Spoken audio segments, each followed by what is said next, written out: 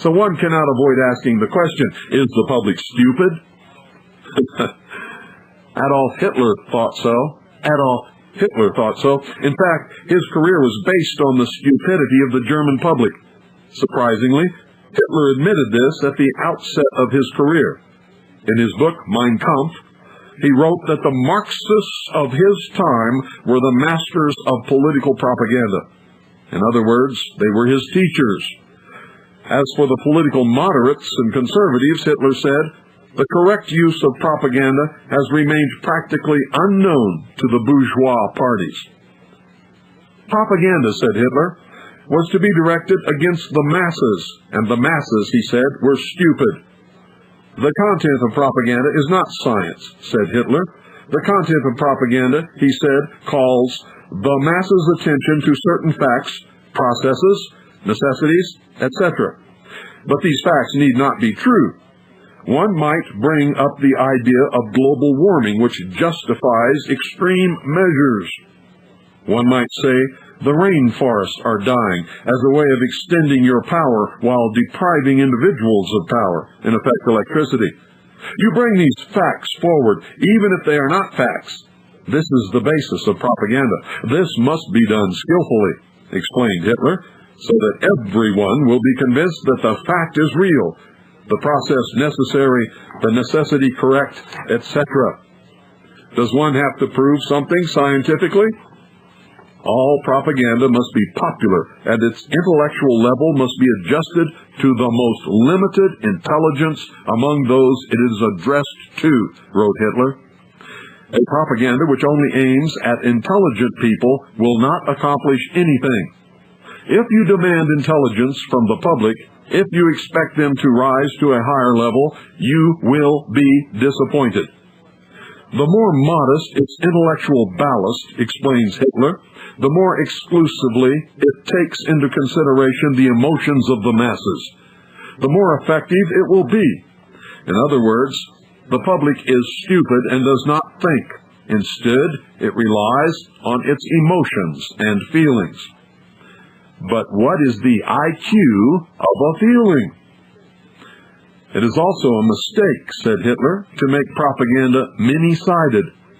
The receptivity of the great masses is very limited. Their intelligence is small, and their power of forgetting is enormous. Because the public forgets so quickly and easily, propaganda must be repeated often. You must establish a virtual drumbeat of repetition. Ashcroft is a dangerous right-wing extremist, is something you repeat again and again. Republicans are divisive, would be another commonly recited phrase. When examined closely, these ideas are nonsense. More often than not, the people originating this propaganda are themselves extremists, whose propaganda divides the nation according to race and sex. But in accusing others of doing what they do every day, they insulate themselves from attack. All eyes are turned in another direction, where they're told to turn. The best propaganda is therefore simple and repetitive, because it is repeated so often. It spreads and receives reinforcement from all quarters as the stupid public regurgitates what it has learned in common discourse. Where have you heard that before? The broad mass of a nation, wrote Hitler, does not consist of professors of political law, or even individuals capable of forming a rational opinion. What a propagandist fosters is not independent thought, but mass emotion. This was the formula that brought Hitler to power and made him popular with the German masses. It should be noted that Hitler's insights into manipulating the masses were not original. While many leaders ignored the social sciences, Hitler had done some reading. We are told that he had been influenced in his thinking by one of Europe's leading men of science, Gustav Le Bon. It was Le Bon who wrote a famous 1895 treatise on the psychology of crowds. 1895, ladies and gentlemen. Hitler and Lenin, the founding dictators of Nazi Germany and Soviet Russia, both read Le Bon and applied his discoveries. At the same time, with the exception of Teddy Roosevelt, Western leaders failed to do likewise. Consequently, the Western countries have been successfully bombarded by anti-Western propaganda messages for many decades, and these have successfully battered down our institutions and traditional ideas, destroyed our colonial empires, leaving the psychological landscape of the West unrecognizable. Does Liban say the public is stupid? In writing about crowds, Liban does not merely refer to large groups of people assembled together. He also means something he calls a psychological crowd. It was Liban who first explained that intelligence and individuality are submerged when someone joins a large crowd. He noted that certain faculties are destroyed, and the conscious personality vanishes. He noted that people who see themselves as merged into a group, such as the Democrat Party, see things through the filter of the group.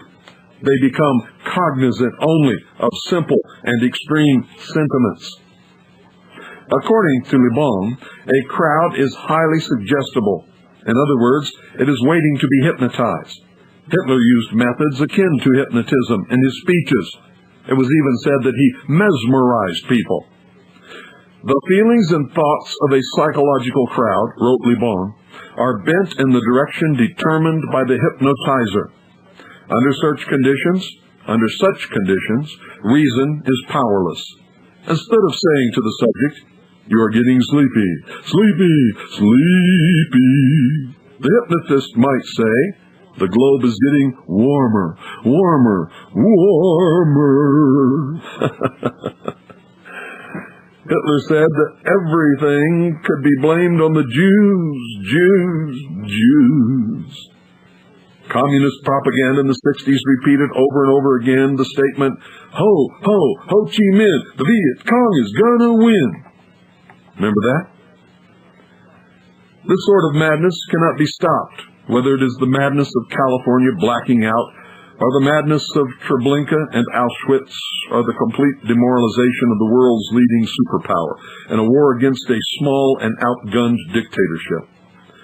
Propaganda is not truth, explained Hitler. With propaganda, absurdity itself is no obstacle to success.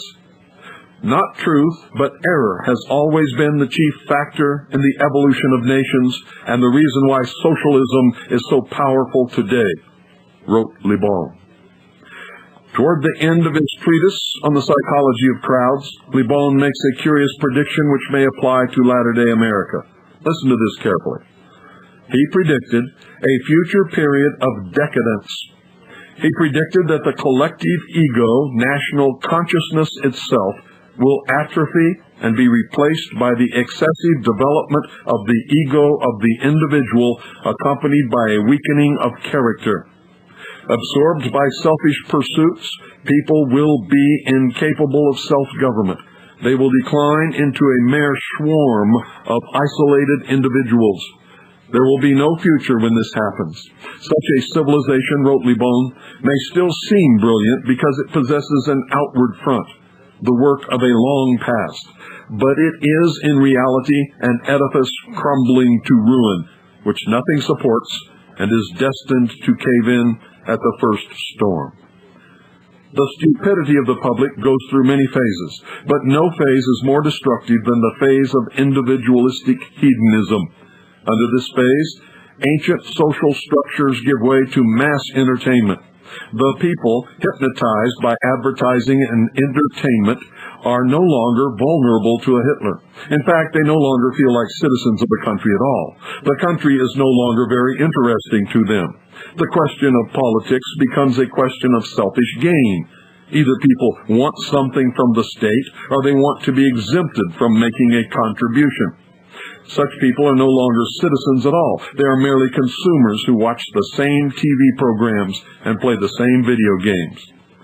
The public is stupid, and its last stupidity, visible all around us, damns it without appeal.